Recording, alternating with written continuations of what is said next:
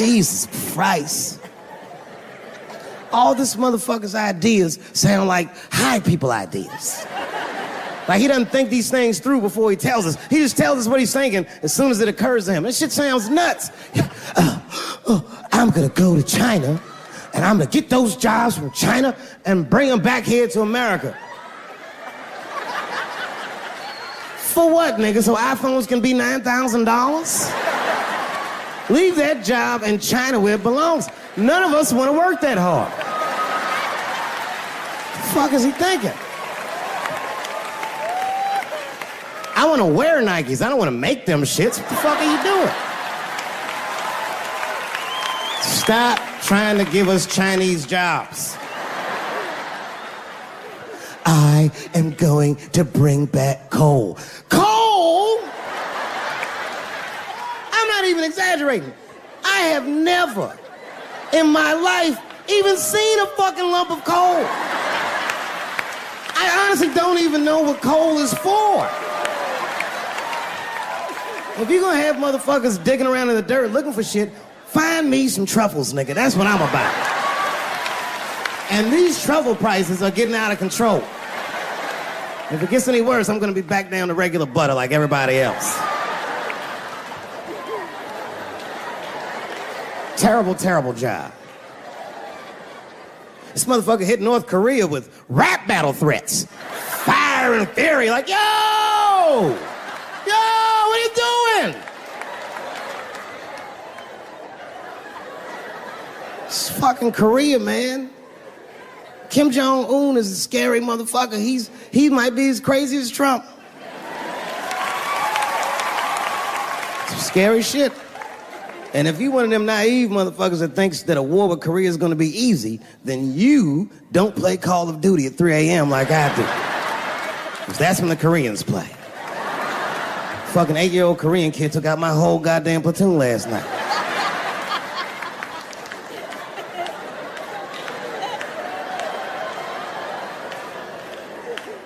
I've never seen somebody in an office so high with the most just basic fucking solutions. Like, you know, we should not let any more Muslims in the country till we can figure out what's going on. Did he just say, figure out what's going on?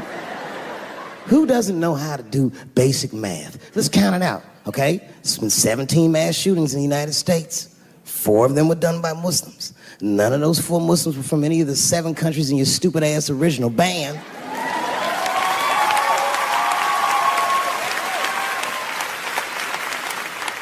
And since he brought it up, the other 13 shootings were done by the Tiki Torch Whites. These are facts. And you don't see me trying to ban white people from the show to keep the rest of the audience safe. It's a fucking terrible idea because it's mean and it's racist. And most importantly, it would be catastrophic to my bottom line. If there were no white people here tonight, I might leave this bitch with $1,800. This man needs to realize that we all need each other.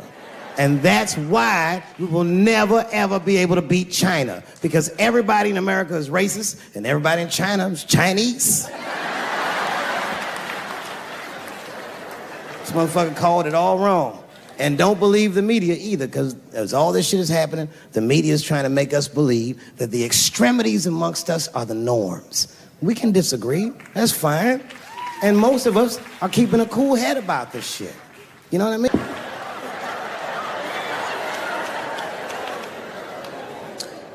Sometimes I think that the media is hard on Trump.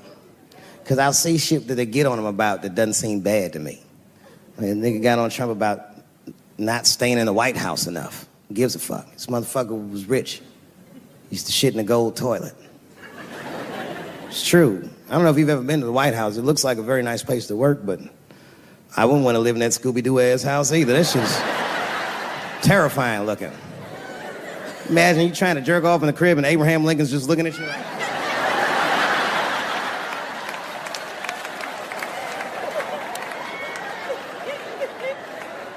Shit, Bush didn't stay there either. He was rich too. He was like, fuck that, I'm going to my ranch in Texas.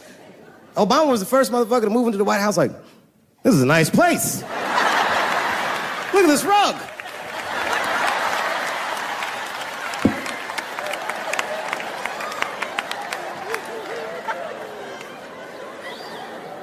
The media got on him about putting Jared Kushner in his cabinet, and I didn't think that was the worst thing he'd done. I mean, it was still early, and I mean, it's not unprecedented. Kennedy had his brother as the attorney general, right? And this motherfucker's a Washington outsider. To be honest with you, I'd probably do the same thing. As a matter of fact, I do. You think I go to a Hollywood meeting with all them white folks by myself? I bring my nigga Mac Mittens from the streets. I don't even know his real name. Everybody just calls him Mac Mittens. But I know he's not qualified to even listen to these meetings, but this motherfucker just makes me feel good. And all the white people look at me like, Dave, do you mind asking your friend Mac Mittens to excuse us so that we can talk business? And I say, fuck that. Anything you say to me, Mac Mittens can hear that shit. And he listened to the whole meeting. And when they done talking, I just look over at Mac Mittens, and if he gives me the signal, meow, meow, I'll sign the papers. It's a gut check. Or how about this one? Remember when it was the day after the election and the president of Taiwan called Donald Trump to congratulate him? And Donald Trump, of course, took the call and talked to the president of Taiwan. The problem with that was Taiwan doesn't have a president. The United States functions on what they call a one China policy, and Taiwan is a renegade province of said China.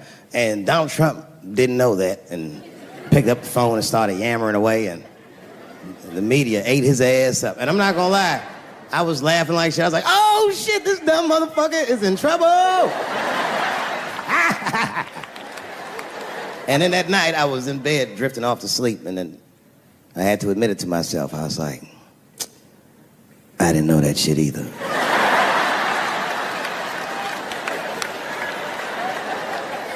And then I realized the media got the story wrong. The story wasn't that Donald Trump took the call.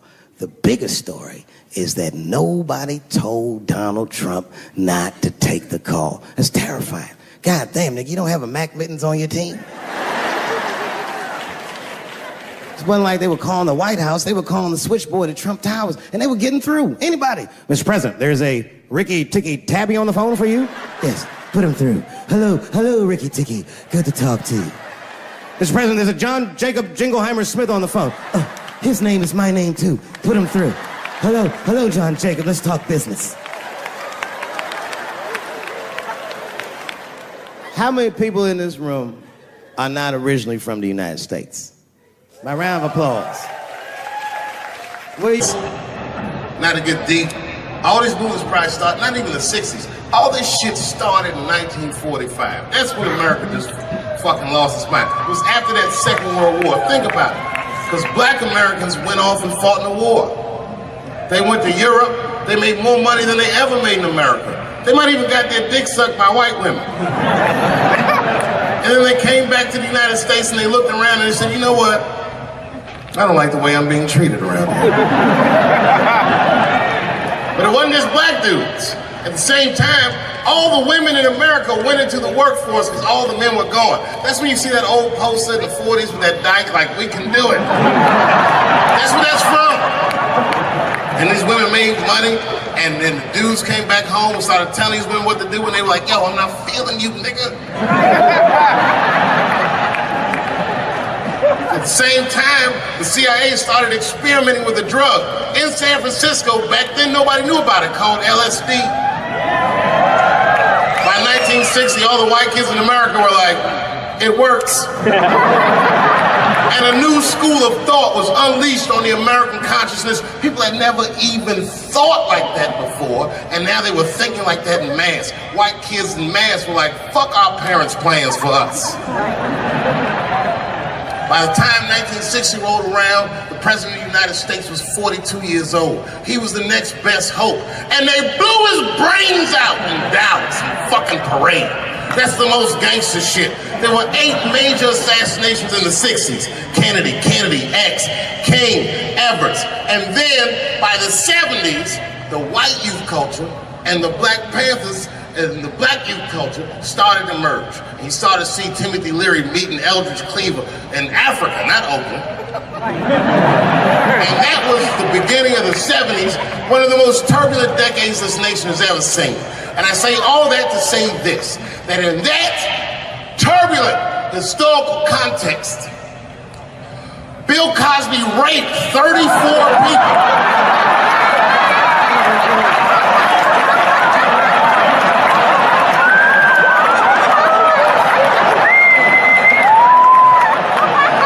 That is a lot of raping.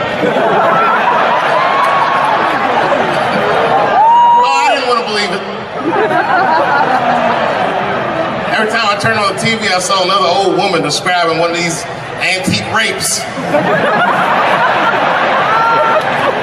These rapes are old school. They'd be like, and then Bill Cosby pulled my bloomers down. Bloomers? I saw him peering through me through a large cloud of vagina hair. Vagina hair? I've seen that in years.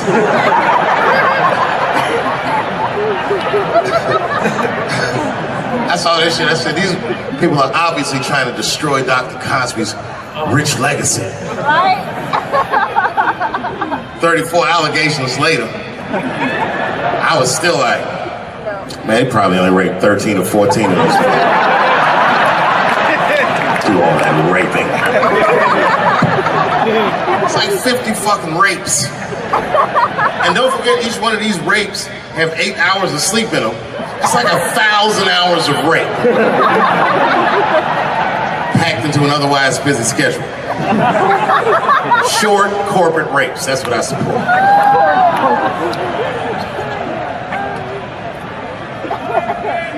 Why would they sleep? That's what I don't understand. Why Bill Cosby making all these girls sleep? Like, look, man, I'm not even as famous as Bill Cosby was, but I know 20 girls I could call right now and be like, yo, come to my place for a drink, and I'm gonna put something in it, and you're gonna fall asleep, and I'm gonna fuck you while you're sleeping. And they'd be like, cool, nigga, cool. What time you want me to come over?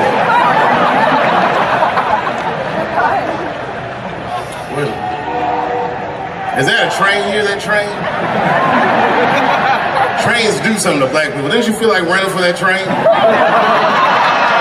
I've never been in a situation where I needed to. Something about being black, nigga, you just, when you hear a train whistle, you're like, I've gotta go.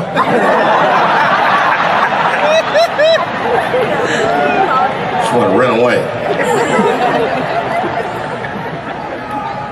No, man, for real, it's not comfortable like it used to be. I don't know how transgender people beat black people in the discrimination Olympics. If the cops shot this many trannies, you'd be like, it's a goddamn conspiracy. Right.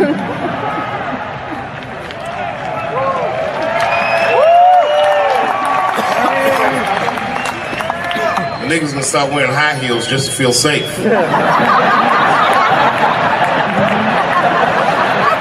Problem, officer? Was my bag and purse all matched? Is there a problem?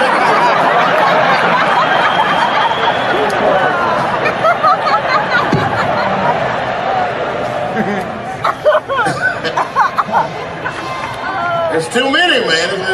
It's too many. There was one good one in California where the lady got beat up in traffic. You see that shit on YouTube? Yeah. And they beat the shit out of her. You watch the tape and be like, well, what did she do? Turns out she didn't even do anything.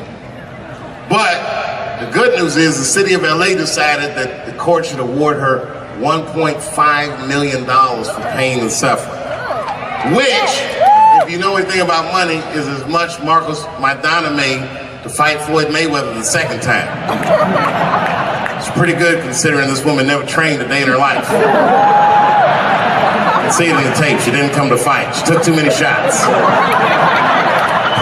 She covered her gut, punched her face. She just wasn't doing it right.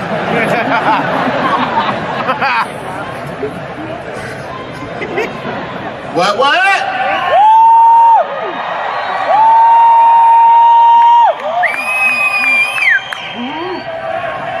You know what's funny about being in San Francisco? First of all, the city's not even gay anymore.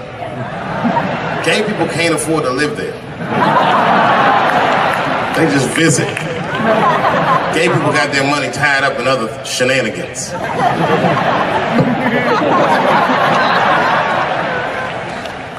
Where you from, bro? Where? Canada? Well, all right, you can get off the watch list. You know, America has a racial hot seat, which belongs to black Americans, but I know you sat in it for a while. I can honestly say Arabs and Mexicans sat in that seat. And we, the Black Americans, would like to thank you both for your sacrifice and your struggle. Everybody goes through something, but at least I can leave my backpack someplace. If you leave your backpack, you got 20 minutes to find that shit before they send a robot to blow your luggage up. Don't you remember San Francisco when that motherfucking tiger jumped out of the cage and bit those people up? And San Francisco is so gay, the whole city blamed the tiger. No, they blamed the victims. They didn't even say shit about the tiger. They said these people were teasing that tiger. That's irrelevant. Tiger should not be able to jump out of the cage and kill people at the zoo. They said that that tiger chased one of his victims 400 yards. Listen, you know how fucking fast you have to run to outrun a tiger for 400 yards? Nigga probably woke up in the hospital with an NFL recruiter standing over his bed. You did good, son. You did very good. I know this isn't a good time, but I'm with the Cincinnati Bengals. Complete coincidence. I think we can tie something in and do something really big with you. One of the guys the tiger bit was Mexican, and the other two were Arabs. I said, who trained this tiger? Homeland Security, like everybody? I gave that tiger some beans. You smell those beans? You can smell that. Go get them. There's some curry.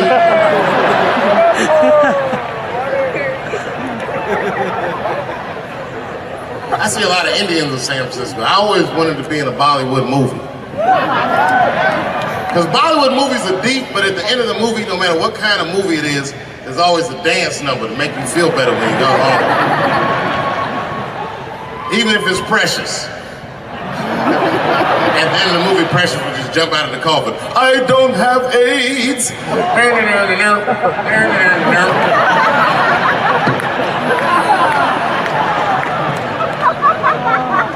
You ever see Precious?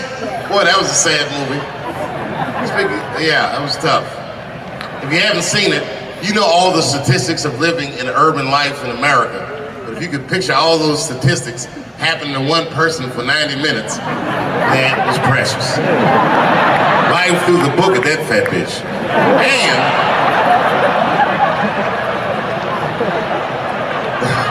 And the music haunted me.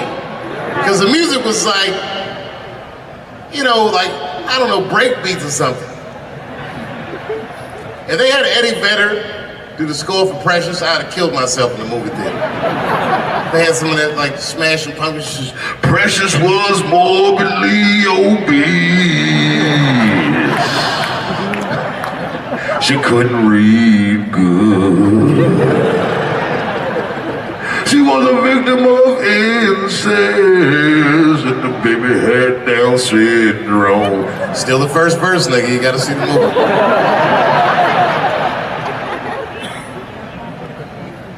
She caught AIDS at the end.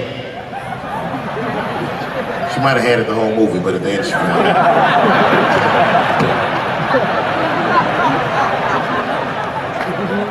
That's one way to lose weight, you know. It's a fucking movie. Precious is a fictitious character. I'm sorry. It's a fucked up movie. It was a fucked up movie. I got scared when I went to see Straight Outta Compton. And Eazy-E caught AIDS at the end. That shit freaked me out. Because I didn't know you could get AIDS from firing your manager.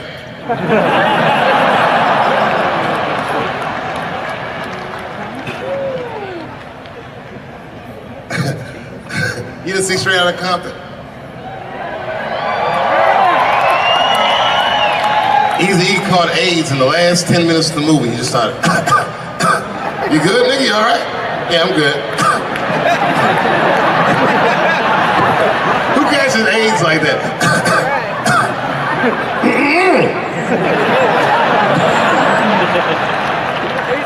AIDS does not sound like that. It's a racking cough.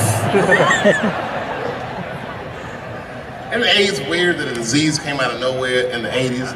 that doesn't kill anybody but niggas, fags, and junkies? What kind of disease hates everybody that old white people hate? I think the government hid that shit in disco balls. Only fun people get AIDS. You never see that guy. I think I'm gonna stay home and read a book.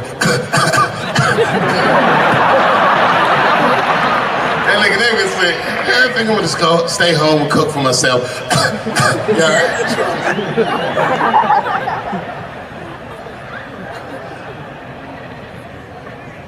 Remember when Donald Sterling made that tape? Said all those bad things about black people? That tape was fucked up. But that goes to show everybody, if you get old and white and racist in America, whatever you do, don't tell your black girlfriend about that shit, because that's who made the tape. She taped everything. The tape was embarrassing.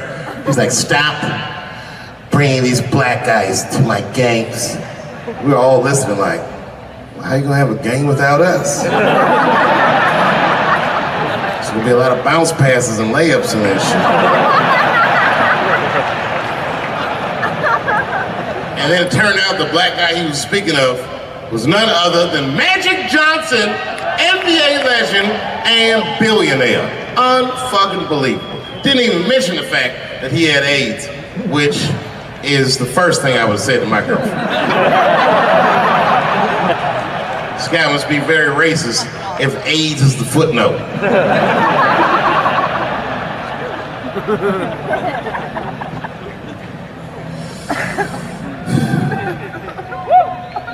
How many of y'all work for Google? Nobody?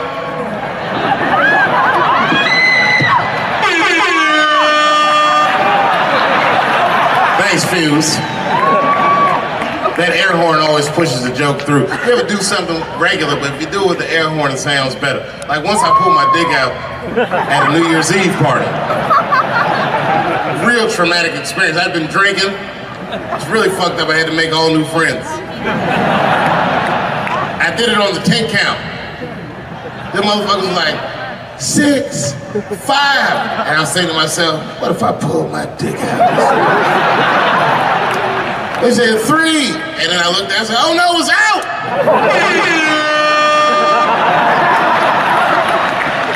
That air horn pushed me over the top. I pulled that shit out of the... I was like, oh!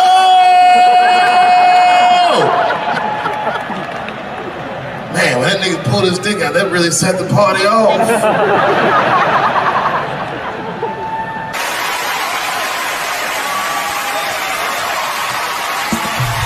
Ladies and gentlemen, Dave Chappelle.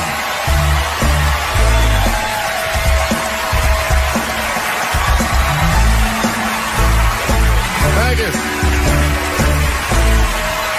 Oh boy, I'm very nervous. No pressure. During the Civil Rights Movement, I can't read what's on the teleprompter. Some about black America and white America. There's black Americans and there's white Americans. We're all one America. So if you don't mind, this is not live, is it? I imagine whatever I say, you could just edit it out. Let's try it a few ways. Lou, are you in the booth? I am. All right, good. You know what, Lou? Let's just play around with it and see if we can get it right and get this clip package on, and then let me go home. All right? You got it. All right. Ready? All right. Count me in. 5, 4, 3, 2, 1. Wu-Tang. I'm just with you, Lou. Let's do it again. We're gonna do it again. We'll get it right. Here we go, Dave. 5, 4, 3, 2. You know, when I was a comedian starting out in Washington, D.C., right here in this city, 1988, I'll never forget this. It was a comedy club owner that banned profanity from his comedy club. He said it offended his audience, and this was a cause of major concern for all the comedians in the circuit. And we all called a meeting, and we had the owners come, and it was the club owners, and it was the comedians. It was the classic labor dispute. The club owners laid out their case. There cannot be profanity in these clubs because that offends people. And there's a comedian who's still a good friend of mine to this day. He lives right here in Washington, D.C. He stood up and he said, he's black, I should tell you because it's important to the story. He says, I use profanity because I live a profane lifestyle. He says, I don't have an insect infestation in my house. I have roaches.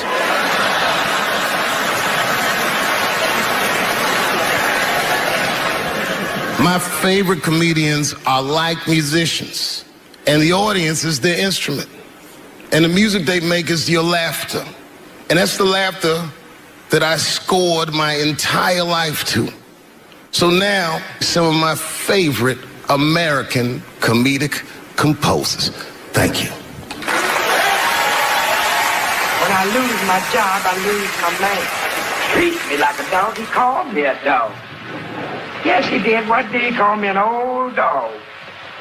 Sometimes I wished I was a dog and he was a tree. When you stop and think, football's a fair sport for my people. Only sport in the world a Negro can chase a white man and 40,000 people stand up and cheer him. See, in my neighborhood, the kids have a kind of a dubious reaction to that whole Santa Claus concept. They just don't believe that a white man will ride a reindeer through Harlem after midnight. In truth, white friend, it's you that all look alike. But look at the black people around you. We're all different colors. Black walnut, burnt almond, chocolate mocha, pecan, vanilla, yellow, mellow, light, bright, and damn near white. We come from the first people on the earth. You know, the first people on the earth were black people. We the first people had thought, right? We was the first one to say, where am I? And how do you get to Detroit? I think maybe like 30 years ago, there was a woman that wanted to sing, and a black lady that sang opera that wanted to sing. What was her name? Mary Anderson. And this place was like segregated, and they couldn't sing here. And here we are, like not even 50 years later, a 22-year-old black man on stage getting paid to hold his. God bless America. I gotta go now. Y'all take it easy. Bye-bye.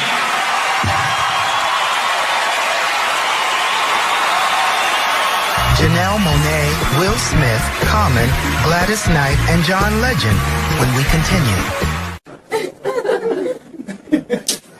Yeah, man. Well, you ladies are right. To be honest with you, your lives look terrifying to me. They do, man. I know nothing about being a woman, but I know fear. Yo, I used to live in New York when I was 17, and I couldn't even pay my bills. You know what I did to make money? I used to do shows for drug dealers that wanted to clean their money up. One time I did a real good set, and these motherfuckers called me in the back room. They gave me $25,000 in cash. It's probably 18, 19 years old. I was scared. I thanked them profusely. I put that money in my backpack. I jumped on the subway and started heading towards Brooklyn at 1 o'clock in the morning. Never been that terrified in my life. Because I never in my life had something that somebody else would want. I thought to myself, Jesus Christ, if motherfuckers knew how much money I had in this backpack, they'd kill me for it. And then I thought, holy shit. What if I had a pussy on me all the time?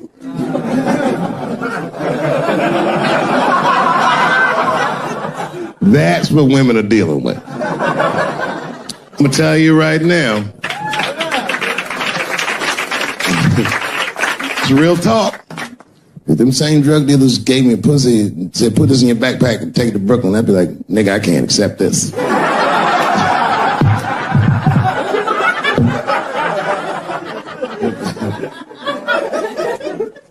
I empathize, man, you know. Everybody gets mad because I say these jokes. But you understand that this is the best time to say them. More now than ever. And I know there's some comedians in the back. Motherfucker, you have a responsibility to speak recklessly. Otherwise. New York Times said that Louis C.K. jizzed on his own stomach. You know, I've busted a lot of nuts in my day. None of them were newsworthy. Shit was really gross, because they didn't just say it like I said it. They didn't just say jizz on the stomach. They said it in that fucking Pulitzer Prize winning style that the New York Times has. It was very descriptive, like, you know what I mean? Louis C.K.'s semen shot out like a volcano of misogyny, slowly drizzling down like lava, covering his freckled penis as it slowly dripped to a fiery crown of red hair. Jesus Christ, I'm trying to eat some huevos rancheros and these niggas is...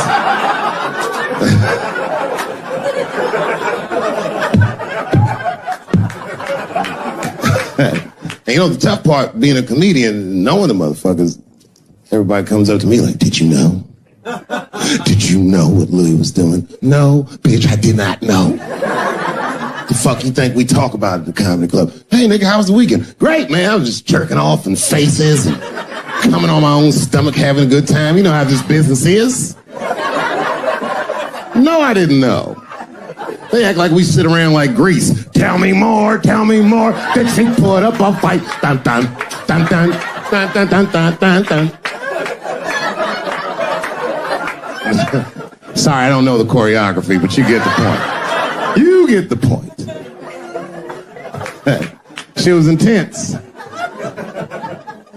But Louis was like the turning point. I mean, you know, all these allegations are terrible. Louis was the only... I shouldn't say this, but fuck it. His allegation was the only one that made me, like, laugh. Well, if you think about it... Because all his friends is reading it, and he's jerking off, and he's surprising people. He's surprising me.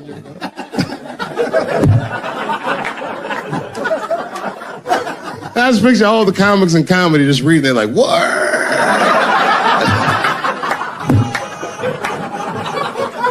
It's terrible. I know it's terrible. I'm sorry, ladies. You're right. You are right. But at the same time, I mean, you know what I mean? I don't know. Jesus Christ, they took everything from Louis. I was like, I don't know, it might be disproportionate. I can't tell. I can't tell. This is like where it's hard to be a man.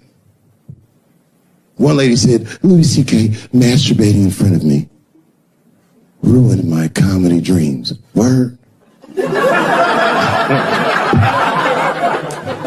Well, then I dare say, madam, you may have never had a dream. Come on, man, that's a brittle spirit. That is a brittle-ass spirit, nigga. That shit is too much. This is a grown-ass woman. You know what this shit is like? It's like COINTELPRO. You know what that is?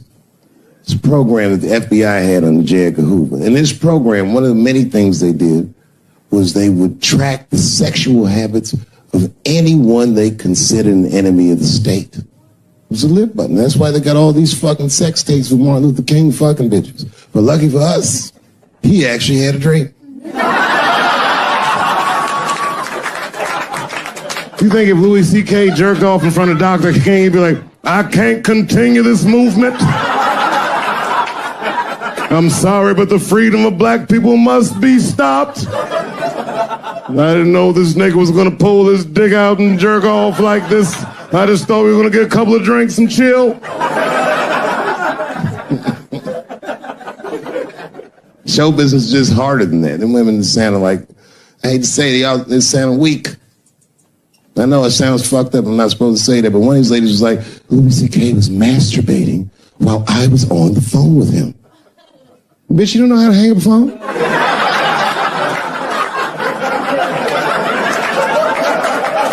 How the fuck are you going to survive in show business? You know what I said? That's all I said. First of all, I'll tell you right now what I said. And I will tell you that this was not a joke. It's a true story. And I just happened to tell it. All right, what happened was I went to a gallery party, all right? I don't know who in here has ever been rich before, but these are very nice parties. You know, wine and cheese and ball of conversation. And there was a few eccentric types, one of which was a very wealthy man that happened to be wearing a dress. I don't know what you call him, man. This is a tranny or drag queen, perhaps. Whatever it was definitely a man. And this man was definitely on drugs. I don't know what kind of drugs he's on, but I knew he had too much. He didn't look good. It's like this, he's like, he looked sick. And all his friends were standing around him, concerned, trying to revive him. I don't know whether it looked like some kind of gay CPR, there was fanning and shit.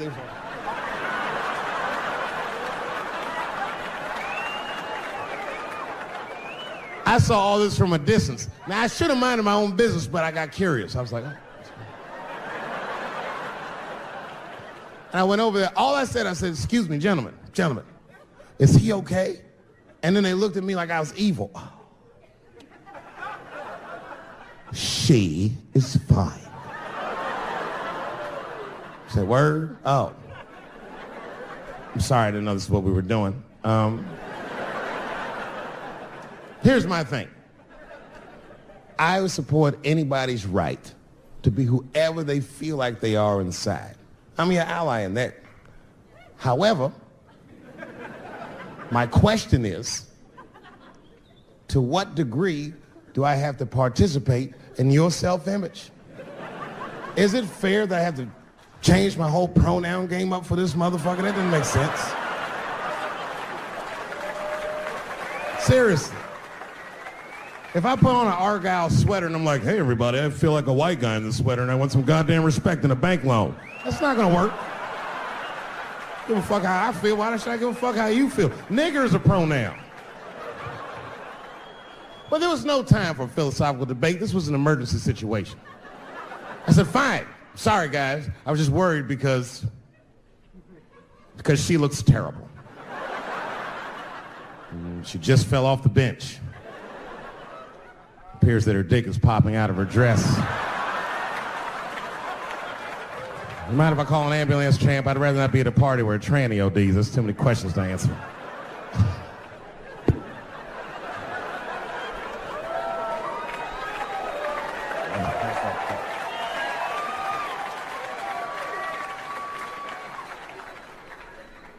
Okay, I've been through this before. I had a friend from high school. Now, in high school, this guy was a thug, right? He was a fucking dope boy. He did it all. He's a wild dude. People used to be very scared of him. And then after high school, word on the street was he'd come out the closet. I personally didn't believe it. I bring him up because last year, he calls me out of the blue like, yo, what's up, man? I got your number from so-and-so, and I heard you're going to be in New York doing a show. Could I get some tickets? I was like, fuck yeah, get some tickets, man. How you been? He said, well, we'll catch up at the show, man, but yo, I appreciate it. I'll see you soon. I said, all right, man, take care. And I was about to hang up, and I couldn't resist. I was just like, hey, nigga, I heard you was gay. What's going on with that?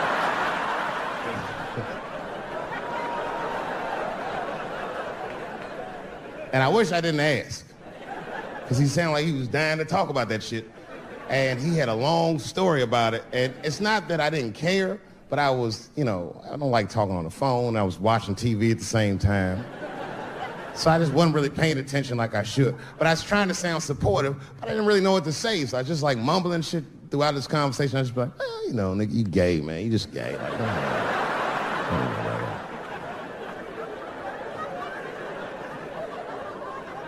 This went on for a while, and then finally I had to say something like definitive to get him off the phone. And I was like, hey, man, you know what? Don't let people get you down, all right?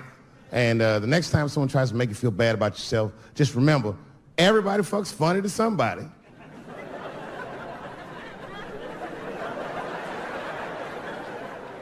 He didn't like that shit. He's like, what the fuck does that mean? I said, huh?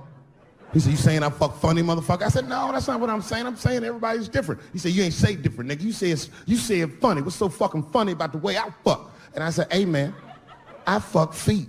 He said, what? Oh, this is not a joke, ladies and gentlemen. I get women to squeeze their feet together like this, and I fuck them right in that little space in their feet.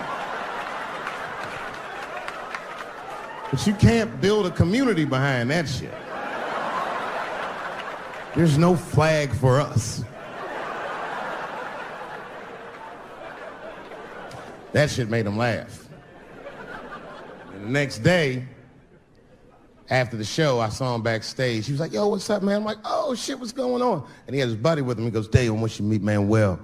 Manuel's my fiance. We're in New York getting married because it's legal here. I said, well, Well, congratulations, fellas. And Manuel was like, gracias. And he went to go get some drinks. And then my buddy looked at me, he was like, so Dave, what do you think? And I started mumbling again. You gay, nigga, you know, you just gay. He said, yeah, I'm a little nervous about getting married, man. It's a big step. I said, yeah, it is. It's a big step. He said, well, you've been married for a while. You got any advice for us? No, I'm married to a woman. Sorry about that. And he corrected me. He said, no, you married the person that you love. So it's essentially the same. I said, you know, man, the problem with that statement is that it makes the assumption that I love her. But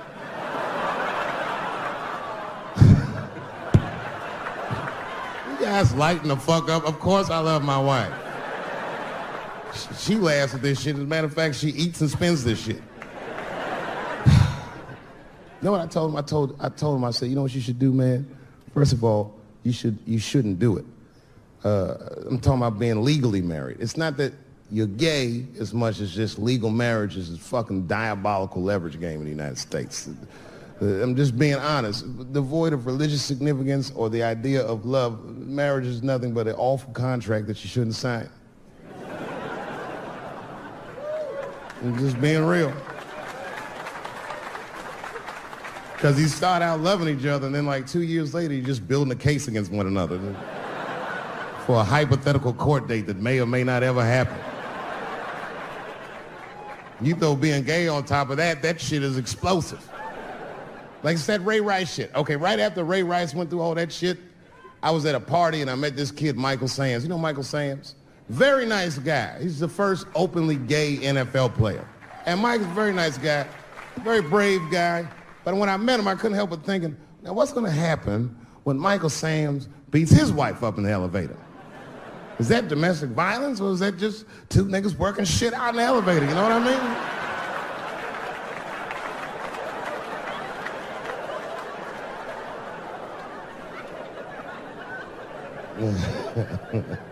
Anyway, I give all married men the same advice, gay or straight. Get a dog. This dog will love you all the time, but she's not going to. It's real talk. I didn't even know about dogs, and my kids got the dog. They brought him home from the shelter, and I didn't even want him. They're like, can we keep him? I said, nope. I said, where'd you even get this dog? They're like, we got him from the shelter. I was like, ugh. Probably something wrong with him. Can't keep him. And then my kids started crying and screaming like the dog had gambling debts. Please, Dad, if you don't let us keep him, they're gonna kill him. I was like, oh. All right, you can keep him. And this dog was a menace. I hated his guts. Then one night I had smoked a bunch of weed and I was eating a sandwich and Baba came over. Baba's the dog. He came over and was staring at me. This will make you very uncomfortable if you're just looking at you usually.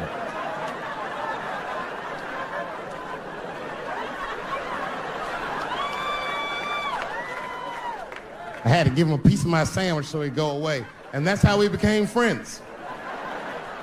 Now, if you see me walking down the street with Baba, I ain't got no leash or nothing. He walks right next to me. If I stop, he'll stop. And if I go, he'll go. And all my friends are like, yo, Dave, that shit is dope. How you train Baba to do that shit? I've never trained Baba. I'm just a messy eater. If I drop food and Baba's not around, all I gotta do is call him. Baba! He's a black dude's dog, so he doesn't come right away. He peeks first to see what's going on.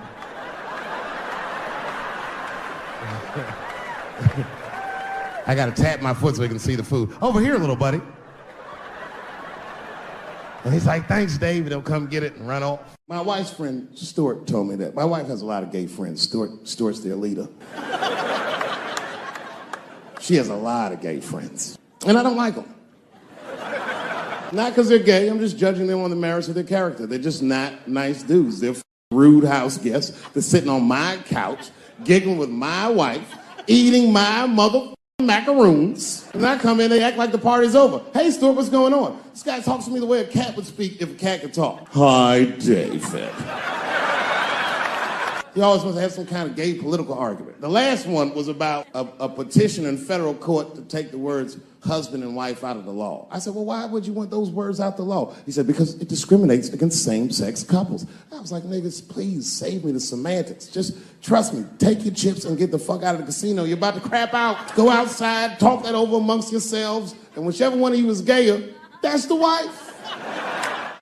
I've never seen somebody in an office so high with the most just basic fucking solutions. We should not let any more Muslims in the country till we can figure out what's going on. Did he just say, figure out what's going on? Who doesn't know how to do basic math? Let's count it out. There's been 17 mass shootings in the United States. 4 of them were done by Muslims. None of those 4 Muslims were from any of the 7 countries in your stupid ass original ban.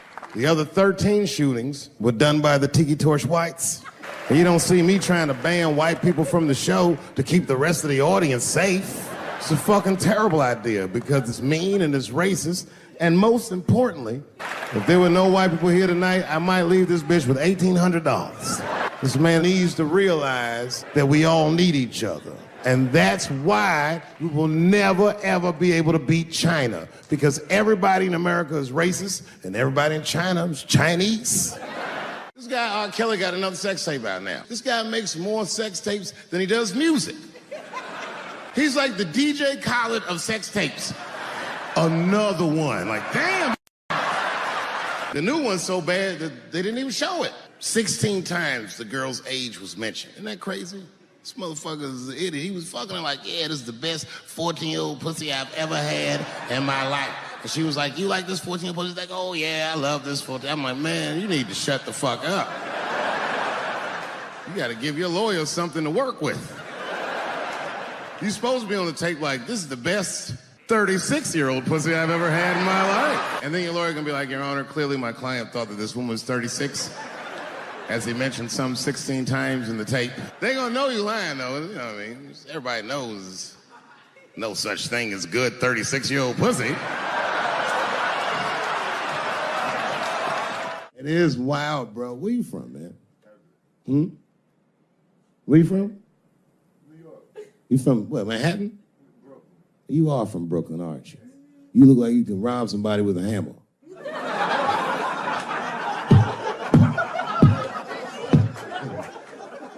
Brooklyn niggas rob you with shit they find around the house. I just got stabbed with a toothbrush. This nigga must be from Brooklyn. I'm fucking around.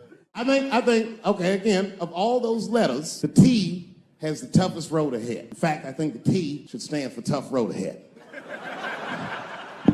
They've got the longest mental gap to bridge. That's all I'm saying. Because, you know, whenever I see one of them T's on the street, I don't mind them, but I'll be like, man, I miss Bruce. I'm sorry, guys. I'm 42. I remember Bruce Jenner. Before the Kardashians, before all that, this motherfucker was a white American superhero.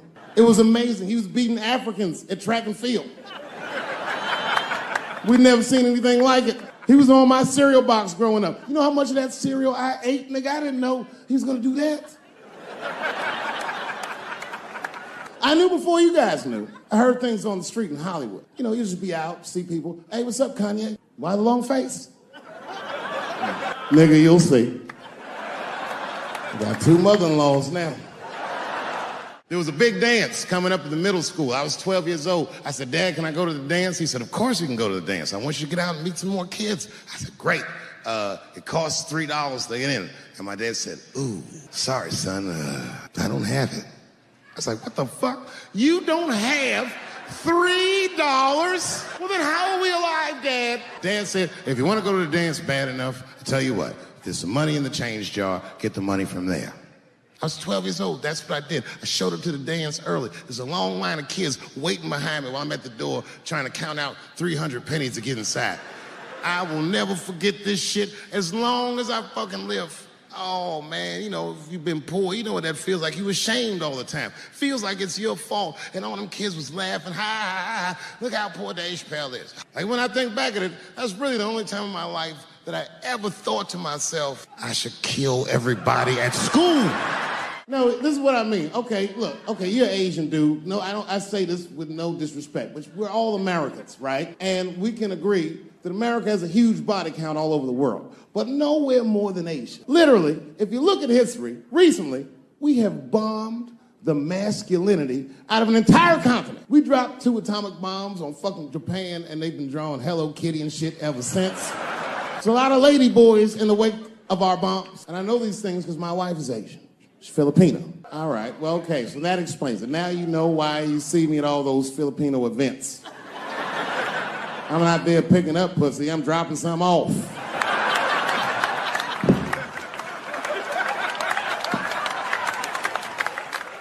I take my wife to all that shit. I took my wife to see Pacquiao fight Mayweather. We sat ringside, okay? That was a quiet car ride home. That's what that was. That's my problem. I can't handle pressure. Sometimes pressure make me talk different. I'm serious. You ever have like that social pressure? You ever talk to somebody who's fake and they make you fake? Like, they come to you like, hey, how you doing? You're like, fine, how are you? And you're like, I don't even talk like that. I get sick of that shit. I do. It just makes me sick. Sometimes I'll talk crazy just to make myself feel better. You ever do that? Just start talking like crazy. Like, you ever hear this voice? Man. That's how bad guys used to talk in the 40s. In the old days. See, I talk like that. Not all the time, but if somebody put the pressure on me, fuck it, I gotta cut loose. Like the police pull me over, I'll talk crazy. Son, do you know why we pulled you over? Nah, because I'm black, see? That's right. Nah. It's not illegal to talk like that. How do they know I don't talk like that every day? Stop talking like that. Stop talking like white copper. Nah. I see my age in my children. I came home from the road. This is not long ago. I've been gone for, if you can picture, I was gone for weeks and weeks. And when I came back,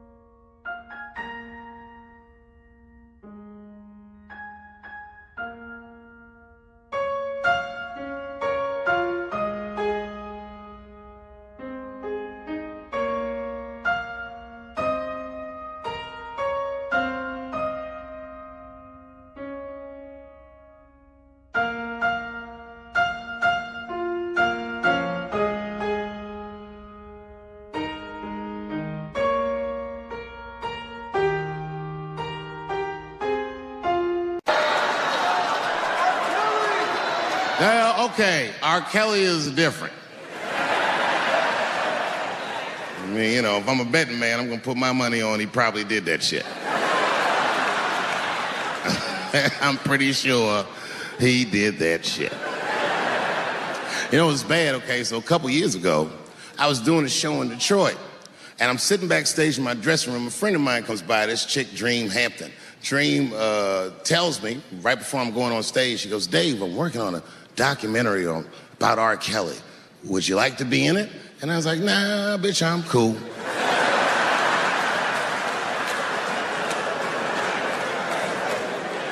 I went on stage, I just forgot about the shit. And then 2 years later, the documentary comes out, Surviving R. Kelly.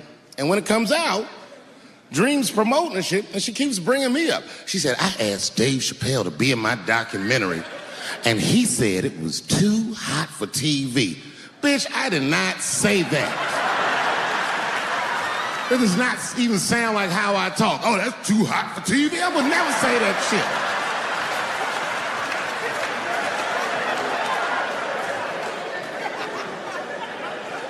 But I'm gonna tell you guys why I wasn't in the documentary. There's a very simple reason, and I cannot stress this point enough.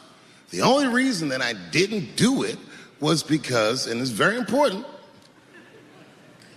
I don't know this nigga at all. I don't know anything. I don't know anything that they don't tell me about. I don't hang out with this nigga, nothing. So what the fuck do I gotta be in the documentary for?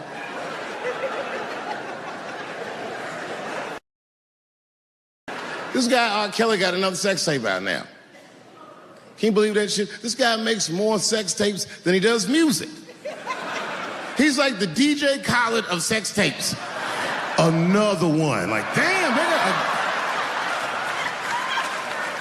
It's a lot of tapes. The new one's so bad that they didn't even show it.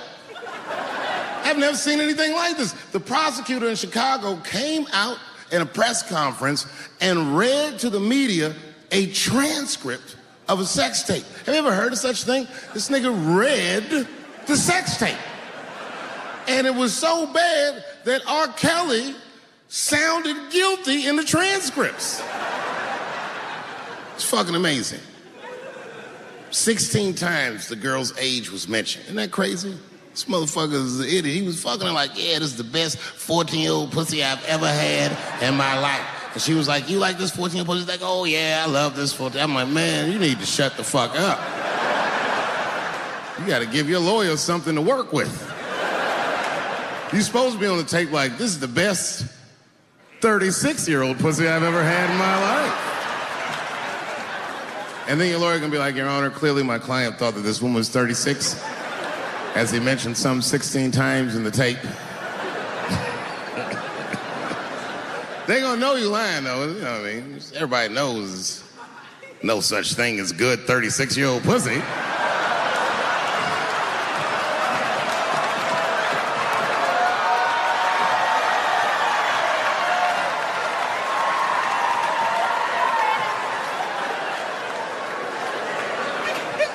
Doesn't matter what I say. And if you at home watching this shit on Netflix, remember, bitch, you clicked on my face.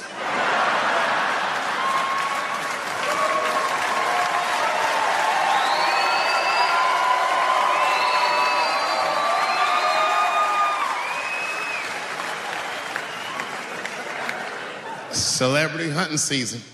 Doesn't matter what I say, they're gonna get everybody eventually. Like, look, I don't think I did anything wrong, but we'll see.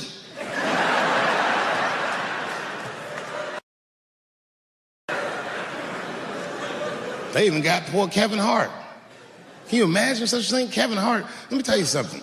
It was Kevin Hart's dream to host the Oscars. That's what he told me. And I remember when he told me, because I was thinking to myself, well, that's an awfully strange dream for an African American. Kind of nigga dreams of hosting the Oscars. Kevin did, that's who. And he did it. Against all the odds, Kevin became the most famous comedian this world has ever seen, and he got the job that only one black man before him had had. He was gonna host the 80th Oscars. And I don't know what you know about Kevin, but I know Kevin Hart is damn near perfect. As close to perfect as anybody I've ever seen. In fact, Kevin is precisely 4 tweets shy of being perfect. 10 years ago, Kevin had made some very homophobic comments.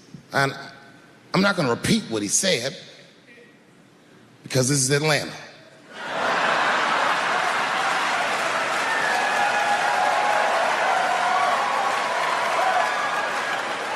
You know what I mean. I'm sure there's a lot of gay men here tonight with their wives.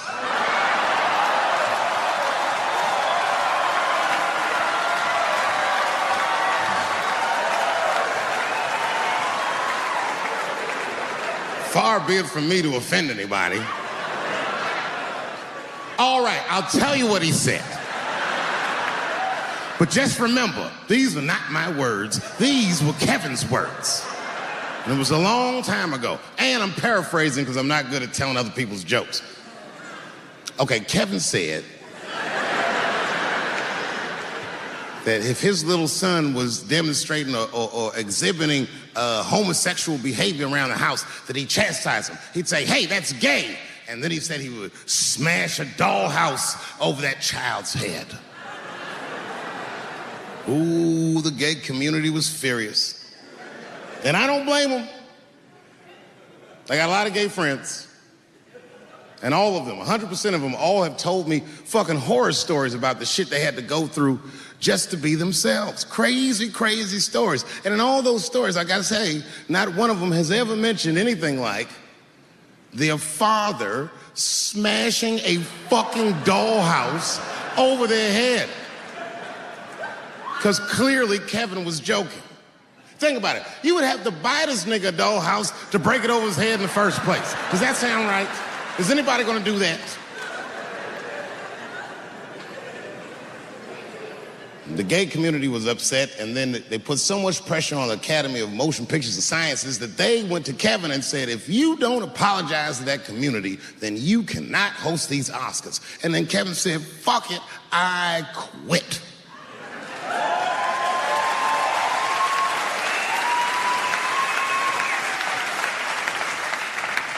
And then he went on every talk show in America and apologized for 6 weeks.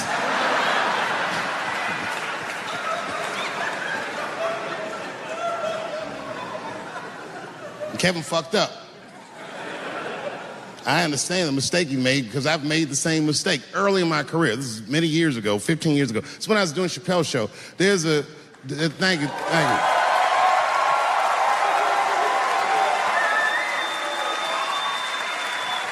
On network television, they have a department that's called Standards and Practices. This is the department that tells you what you can and cannot say on television.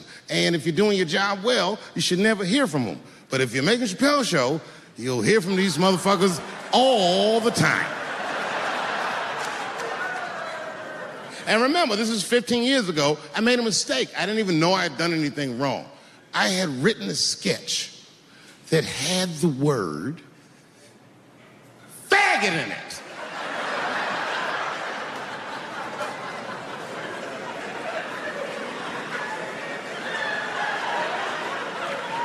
So I had to go to Standards and Practices. They call me up. I don't know why they're calling me, but I like the lady that runs the department. She's usually really fair and was one of my favorite people I've ever worked with. So she sits me down. We have a nice conversation. She tells me, oh, the sketches are great. I go, oh, fantastic. Well, then why am I here?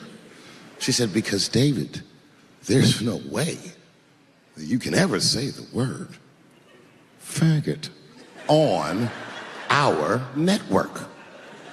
I didn't know I did anything wrong. I didn't try to defend myself. I said, all right, fuck it, I'll take it out. Have a good afternoon. And as I was leaving, it occurred to me, hey, Renee, quick question. It's just a question. Seriously, I want to know, like, why is it that I can say the word nigger with impunity?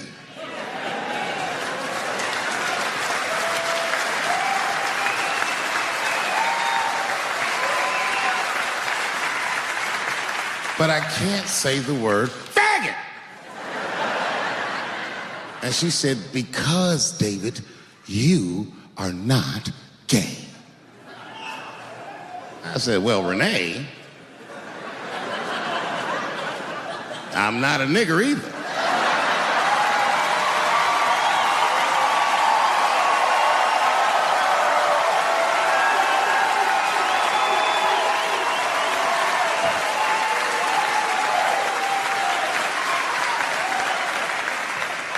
But you see, what I didn't realize at the time and what Kevin had to learn the hard way is we were breaking an unwritten and unspoken rule of show business. And if I say it, you'll know that I'm telling you the truth. The rule is that no matter what you do in your artistic expression, you are never, ever allowed to upset the alphabet people. You know who I mean. Those people that took 20% of the alphabet for themselves. I'd say the letters, but I don't want to conjure their anger. It's too late now. I'm talking about them L's and them B's and them G's and the T's. People be surprised. I have friends, all kinds of letters. Everybody loves me, and I love everybody. I got friends who are L's, I got friends who are B's, and I got friends who are G's. But the T's hate my fucking guts.